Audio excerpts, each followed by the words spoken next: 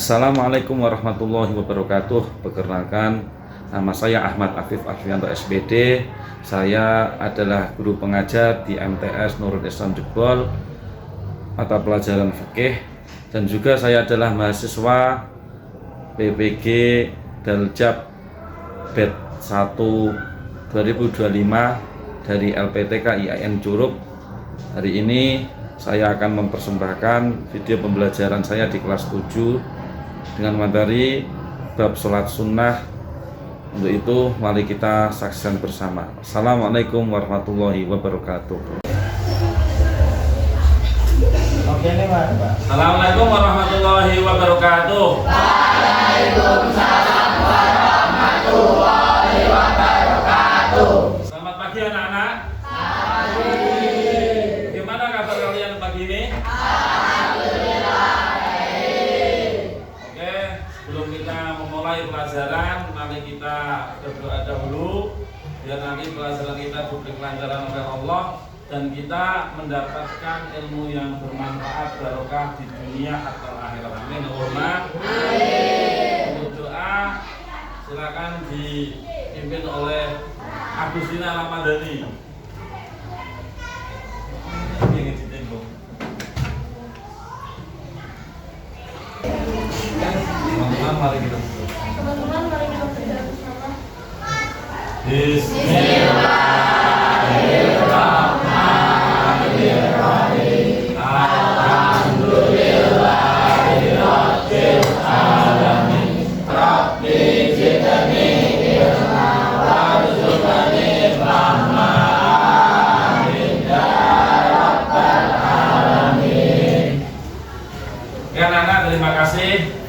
Sebelumnya Bapak absen dahulu ya. Ayat Arti Datuk Nur Artiko, Ahmad Adi Prasetyo, Arya Safi'i, Iqbal Maulana. Oke anak-anak, sebelum kita melanjutkan bab selanjutnya, masih semangat ya? Kalau semangat, kita berdiri dulu, oke? Berdiri. Nanti terus semangat. Ini terus semangat.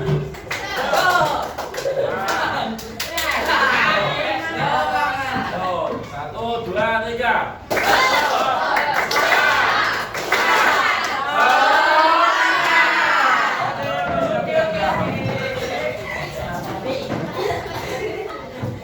Anak-anak masih ingat pelajaran kemarin?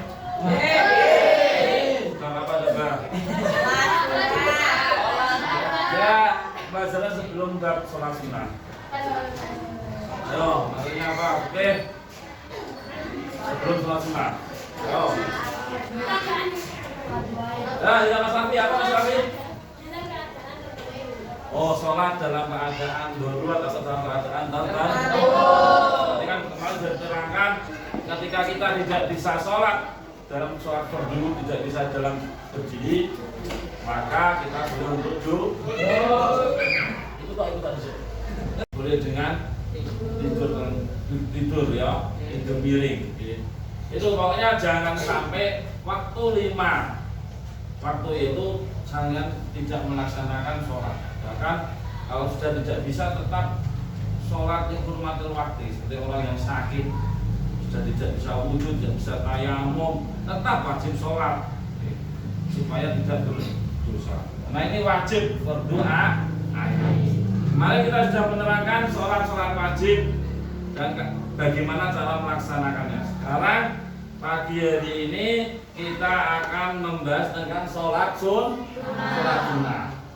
Kalian pasti sudah sering ya mendengar kata sunnah. Apa itu? Ayo siapa yang bisa?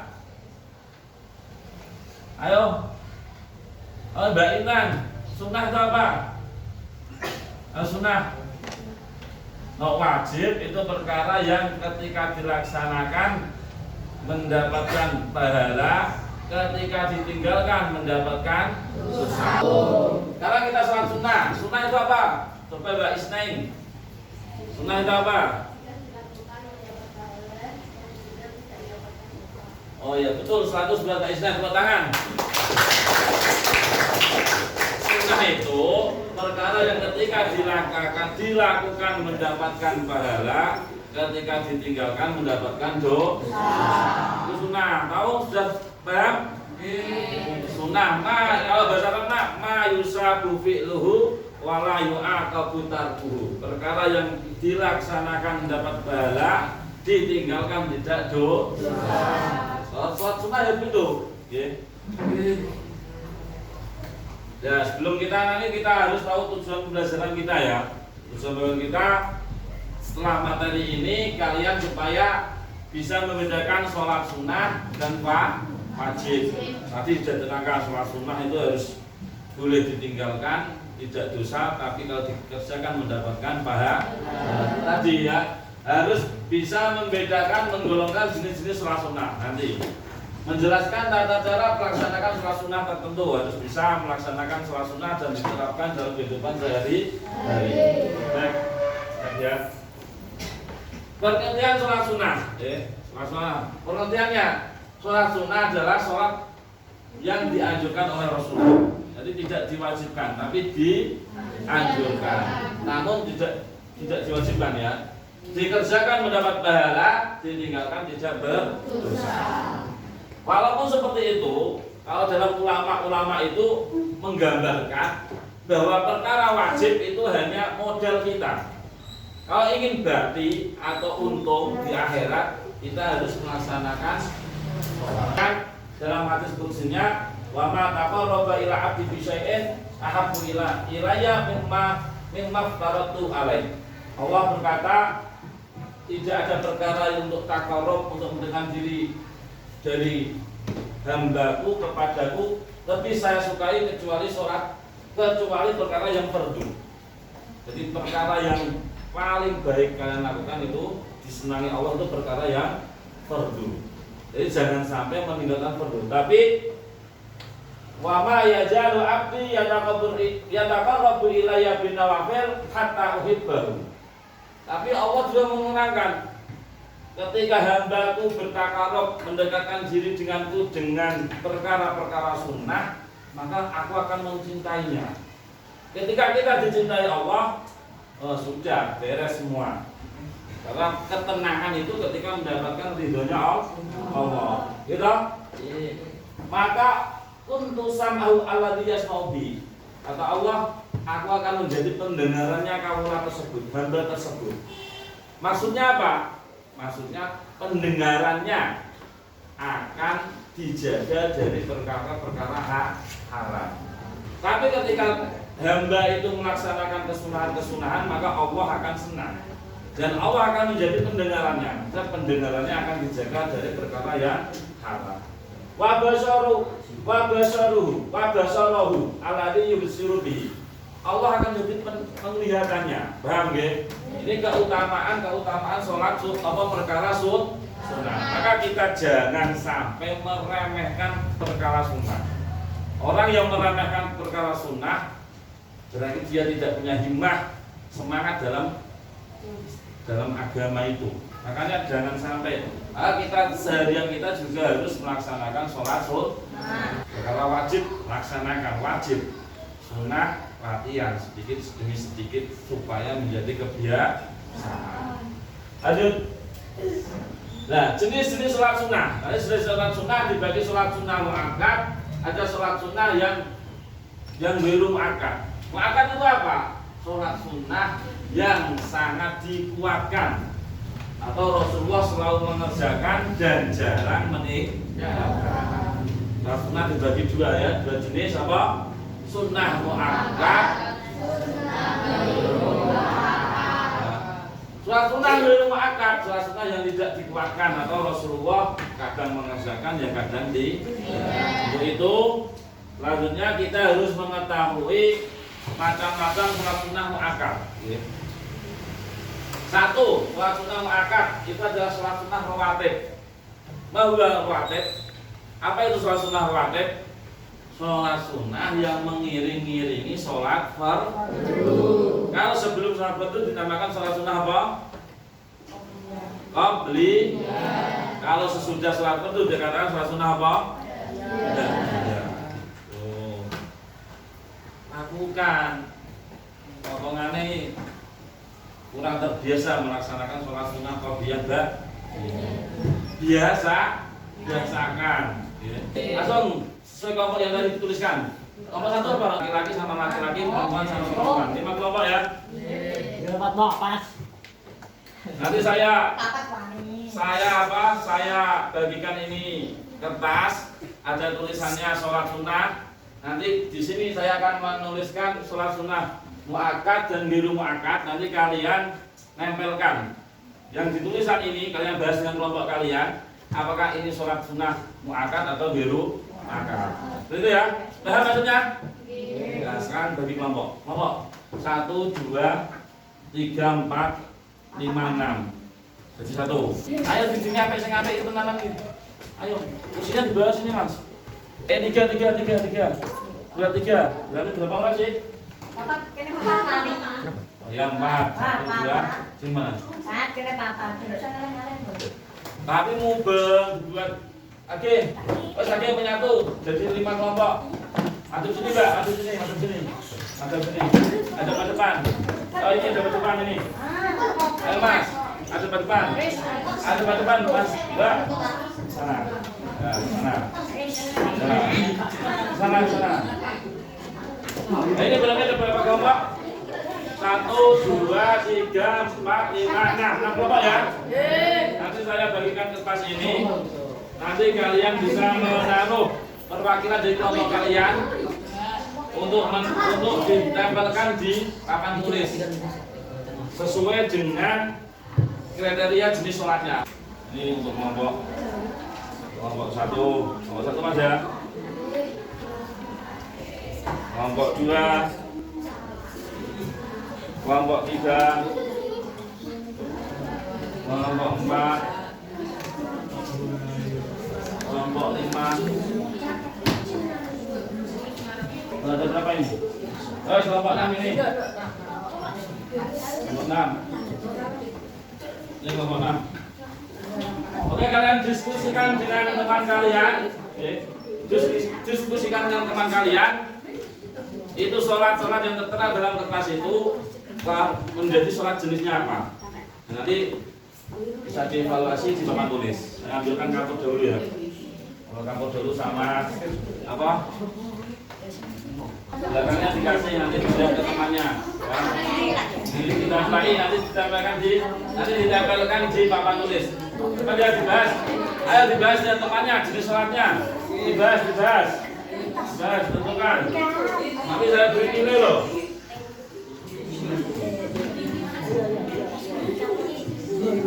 Saya tulis ya ini sholat sunnah apa?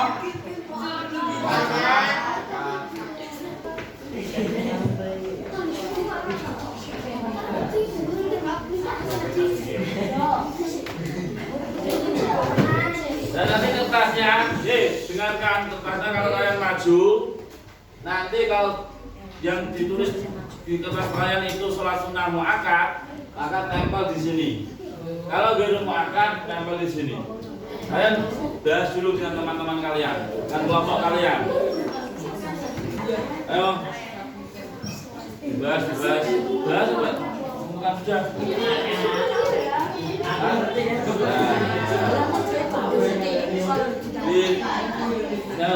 Di apa dibahas dengan temannya, artian muakkad, biru muakkad dan bisa membedakan.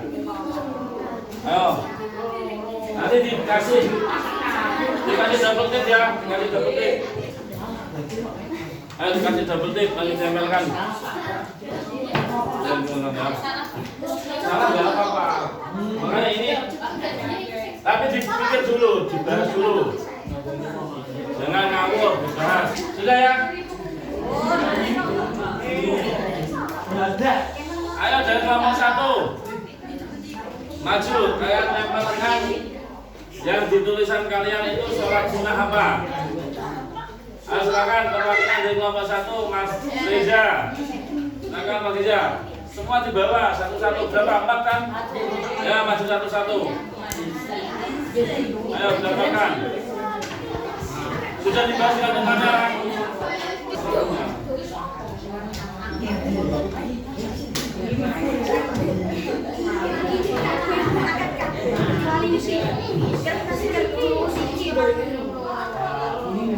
Kamu sini.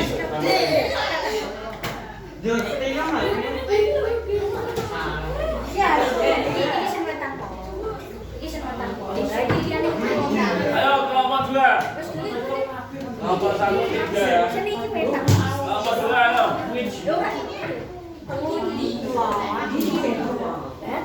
Ayo langsung dievaluasi dan kita tutup.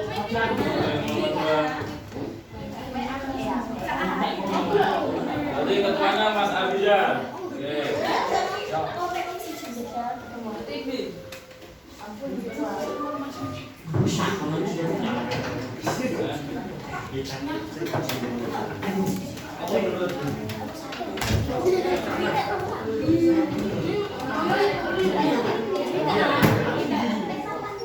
Ayo kelompok 3. Kita nanti harus dievaluasi.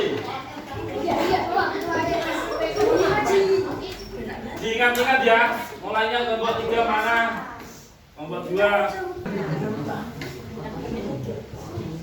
Oke, terima kasih atas partisipasi kalian dalam kerja kelompok.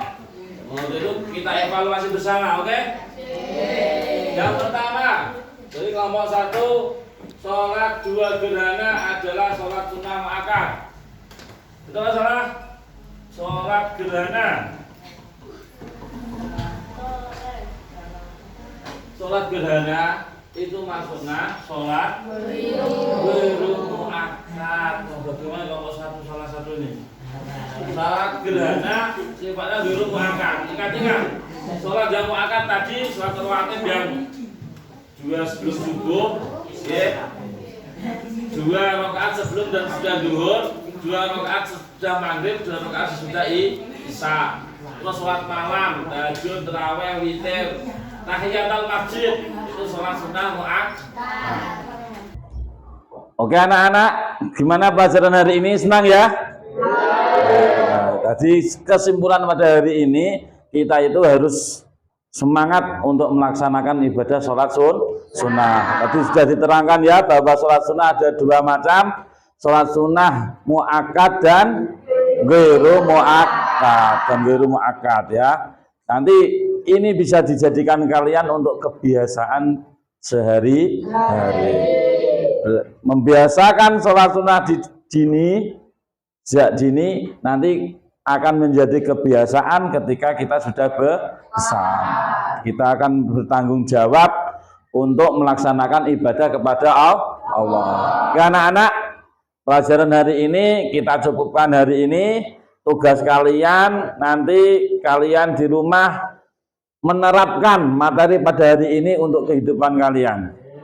Bangun tidur, sholat sunnah itu yang banyak sekali faedahnya. Oke? Mari kita tutup pertemuan ini dengan bacaan hamdalah. Semoga kita mendapatkan ilmu yang manfaat dan barokah.